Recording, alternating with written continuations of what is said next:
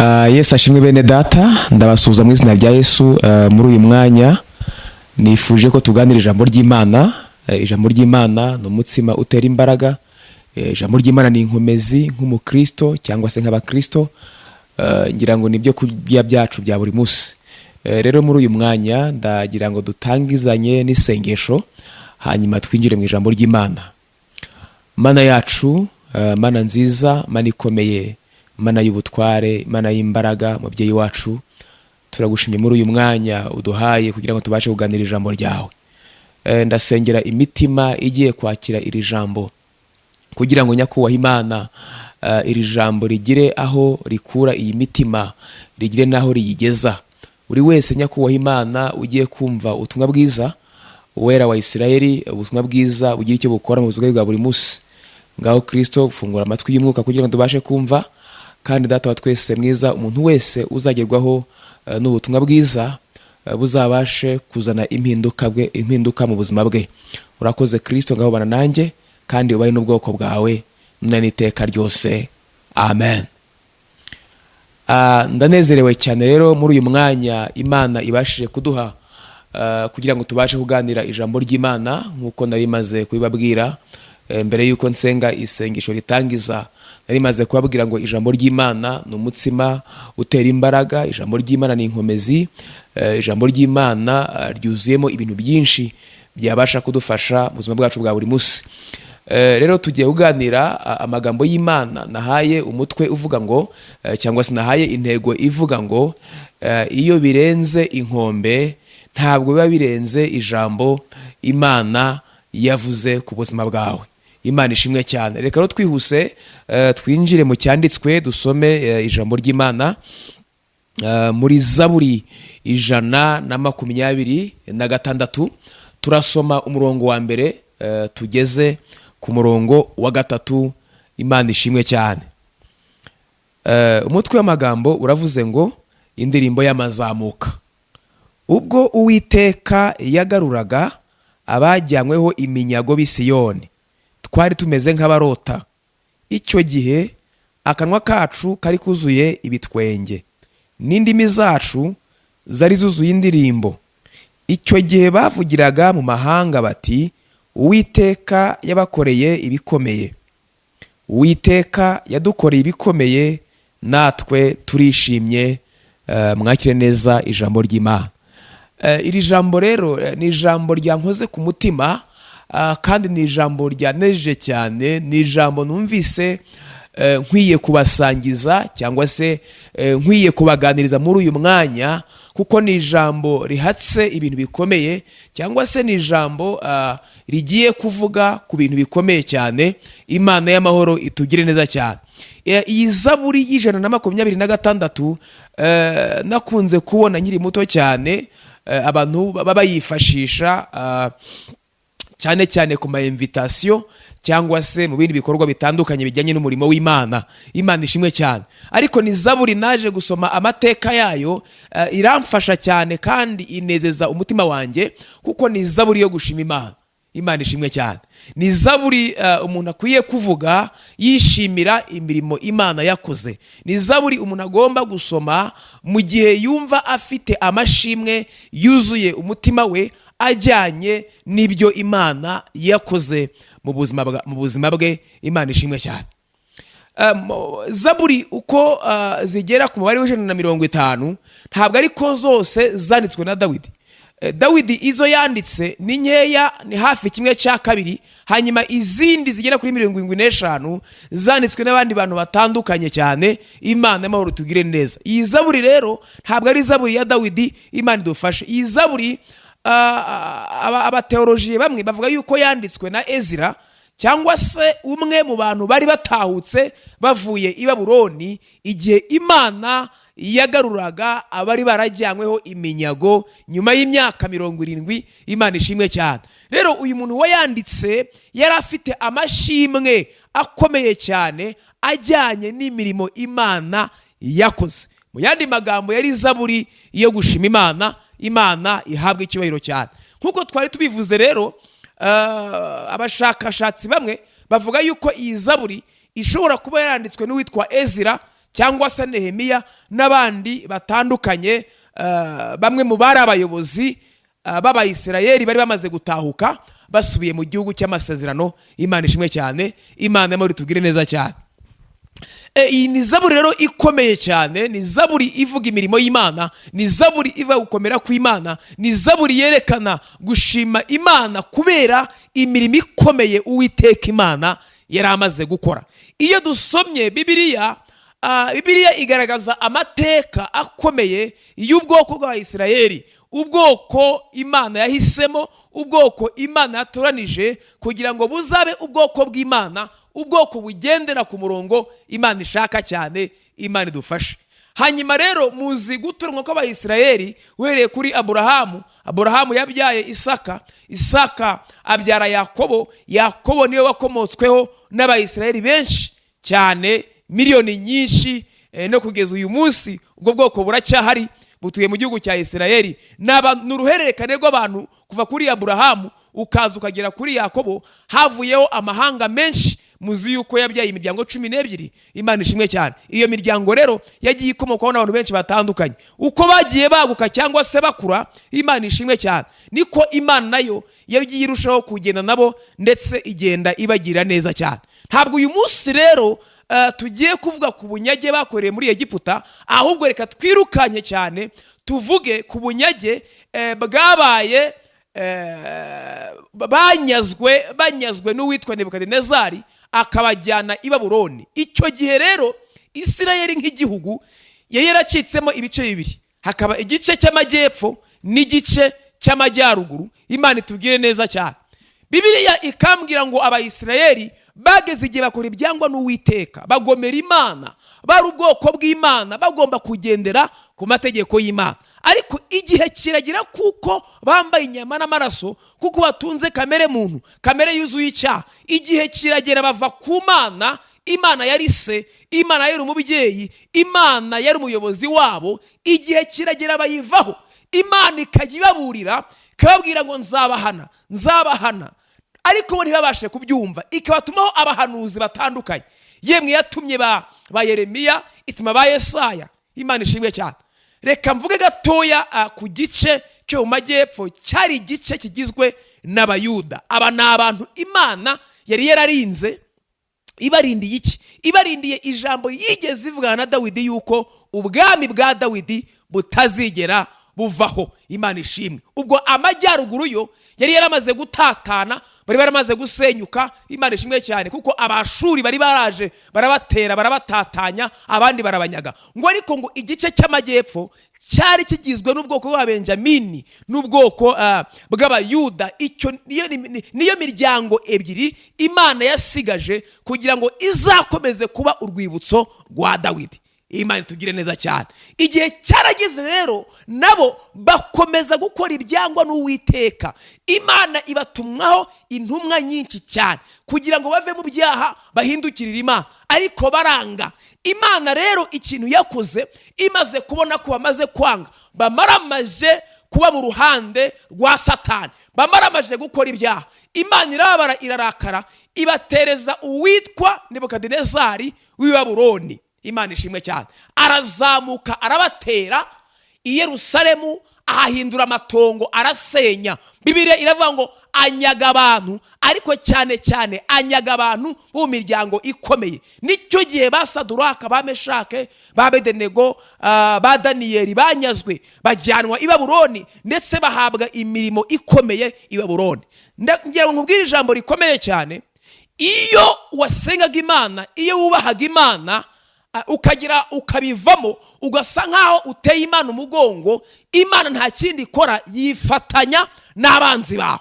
Mu Kristo mwene data, ndagutangariza yuko niba warakurikiye Imana, niba waragize utya ukinjira mu Mana, kwinjiramo biroroshe, ariko gusohokamo ni akazi gakomeye cyane. Yesu adufashe cyane. Ni nko mu gisirikare. Iyo winjiye mu gisirikare birakorohera cyane, ariko kugira ngo uzagisohokemo bisaba imbaraga. Niyo wihaye kukivamo batagusezereye, baragukurikirana, bakagufunga cyangwa se bakaguhana. Ni kimwe no kujya mu Mana. Iyo wageze mu Mana, yego kujyamo biroroshe cyane. Kwakira Kristo nk'umwami n'umukiza biroroshe. Kumva ko uza mu nzu y'Imana ukabyinjiramo biroroshe cyane. ari kugira ngo uve, Imana ishimwe cyane, uve imbere y'Imana hari ibihe mwagiranye, hari ukuntu mwabanye, ni akazi gakomeye cyane, ni ibintu bitoroshye cyane, kuko Imana irarakara, Imana ikaguhana. Aba bantu rero bari baratangiye gukora ibyangwa n'Uwiteka, batakigendera mu mategeko y'Imana, batagishaka Imana, batagikeneye gusenga, bagisigaye bakorera ibigirwamana, barenganya imfubyi, barenganya abapfakazi, batita ku bakene, batita ku mategeko Imana yabwiye ba Mose. Yesu dufashe cyane. Imana irabara, kandi yari yarabatumyeho ba Yeremiya na ba Yesaya ngo baze bababurire bave mu byangwa n'Uwiteka, ariko bakomeza kwinangira, bakomeza gushira ibiti mu matwi. Imana ntibayumvira, donc barayisuzugura cyane, bajya muri apostasie, donc bajya mu byaha, bajya mu buhenebere. Yesu aturengere cyane. Imana ihitamo kubahana ikoresheje abanzi babo. Iyo wabanaga n'Imana, iyo uri mu murongo Imana igushakamo, Imana yigeze kugirira icyizere, noneho igihe cyagira ukayitenguha, nta kindi kintu Imana ikora uretse kwifatanya n'abanzi bawe bakaguhana. Yesu aturengere cyane. Imana y'amahoro idufashe. Niyo mpamvu nkubwira ngo ni byiza ko ukomeza kugenda mu nzira wamenyereje Imana, kuko umunsi wa deviye, umunsi wavuye mu nzira Imana ikuzimo, umunsi watandukiriye igihango wagiranye n'Imana, izemerera bya bindi byose watinyaga. Abanzi bawe bazakugiraho ijambo, indwara zizakugiraho ijambo, bya bindi bikomeye byose bizakugiraho ijambo, kuko nta kikurinda kizaba kigihari. Imana iturengere cyane. Abantu rero Imana irakaye, ifata umwanzuro yuko igiye kubacishaho akanyafu k'imyaka 70. Muri Yeremiya 29 murongo wa 10, Bibiliya ibivuga neza cyane ko Imana yavuze yuko igiye guhana Abayuda, ikabajyana mu bunyage bw'i Babuloni mu gihe cy'imyaka 70. Hanyuma nyuma y'iyo myaka Imana ikazabagirira imbabazi. Imana ishimwe cyane. Ndashaka kuvuga ku gihe cy'Imana, levo taya zeleva, igihe cy'Imana nshuti yanjye, Imana ikigushizemo nta wundi muntu uzakigukuramo. Anko wawe ntabwo yakigukuramo. Imana ishimwe. Mwene nyoko ntabwo yakigukuramo. Abavukanyi bandi ntibakigukuramo. Igihe Imana igushize aha, niyo ibifite kuhagukura cyangwa se kuhakurekera bitewe n'ikishaka. Yesu atugire neza cyane. Rero nshuti yanjye ndakugira inama muri iki gihe gikomeye cyane, igihe hari ubuyobe, igihe hari ubuhenebere, igihe ibintu byose birimo bigenda byivangavanga, igihe itorero riri mu kaga gakomeye cyane, ukomeze inzira watangiye, ukomereze umurongo Imana ikuze, ukomereze aho ha nubwo bikomeye, ariko komeza wambara imbaraga, wubaha Imana, Imana ikugire neza cyane. Yesu adufashe, kandi Imana y'amahoro iturengere cyane. Rero icyo gihe Nebukadinezari uko nabibabwiye, yaraje anyaga Ibuyuda, arahatera, arasenya urusengero, arasenya igihugu, arasenya, anyaga abantu b'imbaraga, abatwara mu gihugu cye. Muri icyo gihugu, muri ubwo bunyage, bagombaga kuzamaramo imyaka 70. Ni Imana yateganije yuko ari imyaka y'akanyafu, ari imyaka yo kubakosora. Mwene da, uzi yuko ushobora guhemukira Imana mu minsi nk'ebyiri cyangwa se umunsi umwe gusa, ariko ugahanwa igihano cy'imyaka n'imyaka. Yesu adufashe cyane. Igihe cyose uhemukiye Imana uba wishira mu kaga gakomeye cyane. Mu myaka 70 baragiye barakubitika, bahura n'ubuzima bukomeye cyane, barasuzugurwa, bategekwa gusenga ibigirwamana, muzi bya Meshake na Saduraka na Abedenego, bategekwa gusenga ibigirwamana, bashirwa ku mategeko y'abanyamahanga batari bamenyereye.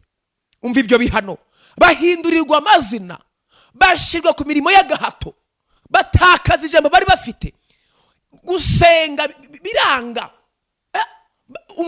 umucyo wabo uragenda urangizwa, bashirwa ahantu habi cyane. Mu myaka 70 barakubititse. Nusoma Ezekiyeli 3:7, ngo Bibiliya iravuga ngo mu buryo bw'ubusobanuro, ngo bari baramaze kuba nk'amagufa yumye. Ariya magufa yumye Ezekiyeli yeretswe nta handi yayabonye, yinjiye mu isi y'umwuka. Imana ishimwe. Ezekiyeli yareba mu mubiri agasanga barahari n'abantu, ariko mu mwuka bamaze kuma, bamaze gutakaza ubumuntu bwo mu mwuka. Umwuka wamaze kuma muri bo, bamaze kuba ibisenzegeri mu buryo bw'umwuka. Niyo mpamvu Ezekiyeli yabitegerezaga akababura, agasanga babaye amagufa yumye.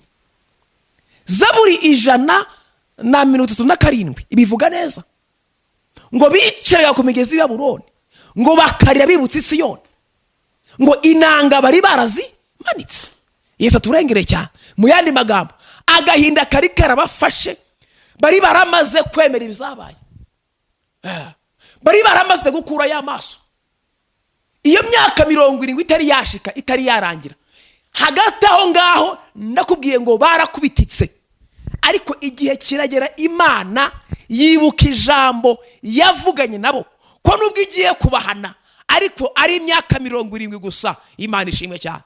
Birashoboka yuko hari intambara urimo urarwana, birashoboka yuko hari ibihe bikomeye urimo, birashoboka yuko hari ibigeragezo byakubeyeho agatera nzamba, ariko ndagutangariza ko byarenga inkombe, ariko ntabwo bizarenga ijambo Imana yavuze ku buzima bwawe. Imana ishimwe cyane. Hari ibihe byakubanye umushari, hari ibihe byakubereye ibihe. Iyi minsi uwakwitegereza arabona utandukanye nawe wa kera, kubera nyine ibihe byakubereye ibihe, iminsi yakubereye iminsi. Ariko ndagutangariza ngo Imana ishimwe cyane, niba hari ikintu wigeze uvugana n'Imana, Imana ipfa kuba yaravuganye nawe yuko izakugirira neza, kuko wambaye inyama n'amaraso. Birashoboka yuko uri mu bihe bibi, birashoboka yuko hari ibihe wenda wabanye n'Imana nabi, bigatuma isa nkaho iguteje ibigerageza ngo bikwatake n'intambara n'ibibazo. Ariko ndagutangariza kuko hari ibihe byiza wigeze kugirana n'Imana. Ntabwo Imana izemera ko Satani akurangiza, ntabwo Imana izemera yuko abisha bawe bagufataho ijambo byanga bizakunda. Imana izaza ikwamurureho ibyo byose byamaze kukwarikaho. Imana ishimwe cyane.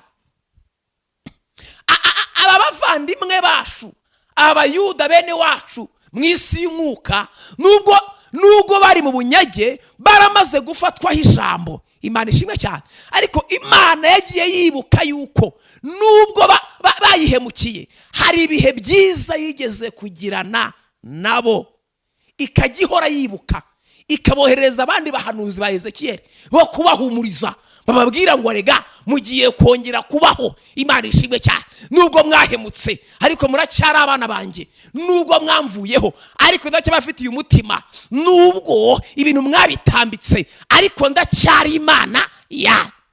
Ubwira uburwayi ngo nubwo burwayi wamfasheho ijambo, ariko mu ijuru haracyari Imana. Ubwira abarozi bakuzengurutse, babwiye ngo nubwo mwamemukira mukangirira nabi, mugahiga ubuzima bwanjye, ariko mu ijuru hari Imana twigeze kuvugana. Umunyarwanda yaciye umugani aravuga ngo inyagirwe ngo ariko ni ingwe. Icyo bivuze kuba ingwe yanyagiwe ntabwo biyihindura intama. Yesu ashimwe cyane. Birashoboka yuko wahura n'iminsi mibi, birashoboka yuko Satani yakwinjirira, Imana ukayivaho, ariko ntabwo bisibanganya amateka meza wubakanye n'Imana. Ndakugira inama muri uyu munsi. Imana ishimwe cyane.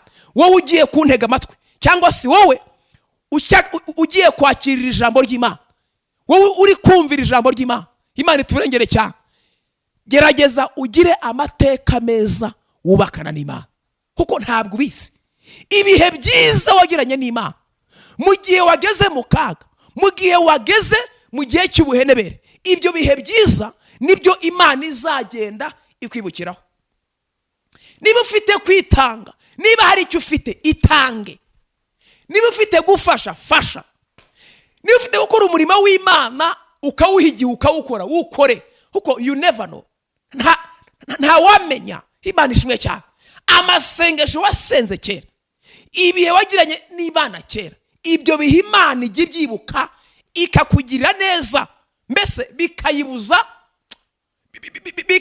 kukurakarira by'iteka. Yesu adufashe cyane. Aba bantu rero bari baramaze kwiheba. Iyo usomye igihe cyane babwiye muri Ezekiyeli no muri Zaburi, usanga bari baramaze kwiheba. Yemwe n'amagambo twasomye mu ijambo ry'Imana, Bibiliya yavuze ngo iki? Bibiliya yavuze ngo igihe bari bamaze gutaha, bamaze kuvanwa mu bunyage, ngo bari bameze nk'abarota. Nabo ubwabo ntabwo babyumvaga. Why? Nuko bari baramaze guheba, bari baramaze gukura y'amaso, bari bazi yuko Imana itabazabagirira ibambe. Ikigeragezo cyari cyaramaze gusharira, kirega gusharira kiranuka kiwumunuko, bariheba. Kugira ngo Ezekiyeli abitegereze abone bamaze kuma, babaye amagufa yumye, ngo ntacyo bari basigaje. Ariko hano Bibiliya iravuze ngo bari bameze nk'abari kurota, ngo kandi gakanwa kabo kari kuzuye ibitwenge. Bese bavuga ngo Imana iratwibutse, Imana itugiriye neza, Imana iraturengeye. Bivuze iki? Ntabwo bari bari maso. Iyo baza kuba bari maso, cyaba barabaze imyaka 70 bakamenya ko Imana igiye kubagenderera. Ariko bari baramaze gukamuka, nta kintu bari bakibuka. Niyo mpamvu n'ibyabaye byabatunguye. Wundi umurokore wese utungurwa, bivuze iki? Babivuze yuko na mbere atari maso, kuko umurokore uhora ku karago, umurokore uhora ku mavi, umurokore uhora senga. Yesu turengere cyane. Ijuru rihora rimugezaho amakuru, ku buryo ikintu cyose kibaye ntabwo kimutungura. Yesu ashimwe cyane. Ngo bari bameze nk'abarota. Yesu dufashe cyane. Kuri bo byari byararenze inkombe, ariko ku jambo Imana yavuze, haleluya, Imana yari ikirizirikana, Imana yari ikibatekerezaho. Byarenga inkombe ku buzima bwawe, byarenga bene wanyu, byarenga abo mwavukanye, byarenga abo mukorana. Ariko imbere y'Imana, levota ya zeleva, Imana ishimwe cyane, ntago byarenga ijambo Imana yavuze. Ibigeragezo byakwiziringaho, ibigeragezo byaguteraniraho, abantu bakwanga, ibintu byose wakora ntibyemere, ibintu byarenga inkombe, ndabyumva cyane. Ariko ntabwo bizigira birenga ijambo Imana yavuze. Vuga ngo amena. Imana ishimwe cyane. Abayuda bari baramaze gukura y'amaso, bari baramaze kwemera kaje, bari baramaze kubyakira. Ariko ijuru ryavuganye nabo, byaravuze ngo naho nabaza abantu banjye ntabwo nzabaza iteka. Ijuru rifata umwanzuro kubacura bagasubira iwabo.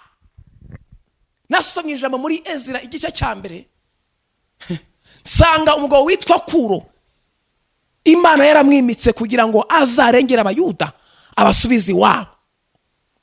Ngo akimara kugera ku ngoma, niko ijambo ryambwiye, akimara kugera ku ngoma, akimara kuba umwami, ngo yaravuze ngo rega maze gusobanukirwa cyane. Muzosome muri Ezra igice cya mbere, haravuga ngo maze kumenya neza ko impamvu Imana yampaye iyi ngoma, impamvu Imana yampaye iki cyubahiro, kwari kugira ngo nanjye nzayiheshe icyubahiro nsubiza abantu ubayo mu gihugu cy'iwabo.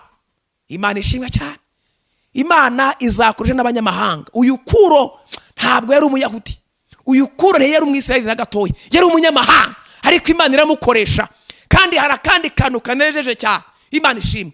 Isirayeli cyangwa se Ibuyuda hasenywe n'abanyamahanga, ariko hajya kongera gusanwa no kubakwa, hubatswe n'imitungo n'ubutunzi bw'abanyamahanga. Kuko Kuro yategetse yuko, Imana ishimwe cyane, bafata ibintu byo mu bwami bwe bakabihereza Abayuda, bakajya kubaka, kongera gusana igihugu cyabo.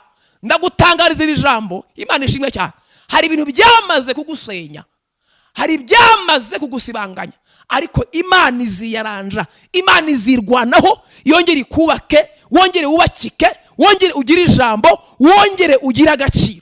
Byarenze inkombe ndabyumva, ariko ntabwo bizarenga ijambo Imana yavuze. Ijambo twasomye, nshuti yanjye, nababwiye ngo nabasha, ndagira ngo nkubwire yuko nshuti yanjye, igihe cy'Imana si igihe cy'abantu. Birashoboka yuko wakuye amaso, birashoboka yuko wamaze guheba, ariko ndagutangariza yuko Imana yo ntabwo ijya yibagirwa. Imana ntabwo igiheba, Imana iracyari ku buzima bwawe. Yesu aturengere cyane. Abangaba bari baramaze guheba, bagiye kubona, babona Imana irabatabaye, babona Imana ihinduye amateka, babona Imana ibasubije mu gihugu cy'iwabo, babona Imana ibahaye akandi gaciro, babona igihugu gitangiye kugira ubuzima. Baravuga ngo natwe noneho turanezerewe cyane, ngo akanwa kabo gatangira kuzura iki? Kuzura ibitwenge. Nshuti yanjye, niba warakoreye Imana, niba warabanye n'Imana, niba hari aho yagushize mu gihano, Imana ishimwe cyane. Niba hari ishuri yagushizemo, abantu bagufasheho ijambo bitonde, kuko igihe cy'Imana nikimara kurangira byanga byakunda ibyo bizasobanuka. Nababwiye ngo iyo birenze inkombe ntago biba birenze ijambo Imana yavuze ku buzima bwawe. Komeza usenge, komeza ube ku mavi. Hari amateka uziranyeho n'Imana yawe, hari ibintu wakoze Imana ikikwibukiraho. Imana ishimwe. Ijambo ryaravuze ngo rega naho nabaza umuntu ntabwo nzamubabaza iteka. Ndakubwira ukuri ku ijambo ry'Imana yuko byanga byakunda uko biri kose Imana yera ihagaze ku buzima bwawe, nubwo byagucanga chance, nubwo ibintu byivangavanga, nubwo nta cyerekezo, nubwo nta gahunda, nubwo ubona nta murongo, ariko Imana elevota ya zeleva, Imana mwagendanye, Imana mwabanye, iraje ihinyuze iby'abantu bagutekerezaho. Imana ishimwe. Ndagutangariza yuko uyu munsi wakira ijambo ry'Imana kandi uryumve neza cyane, urihindura ubuzima. Imana ishimwe. Byanga byakunda hari impinduka ku buzima bwawe. Mu gihe cy'Imana nta wabasha kurogoya ikimana yagambiriye kuri wowe. Imana iduhana umugisha. Ndabakunda, mwakire neza ijambo ry'Imana. Haleluya.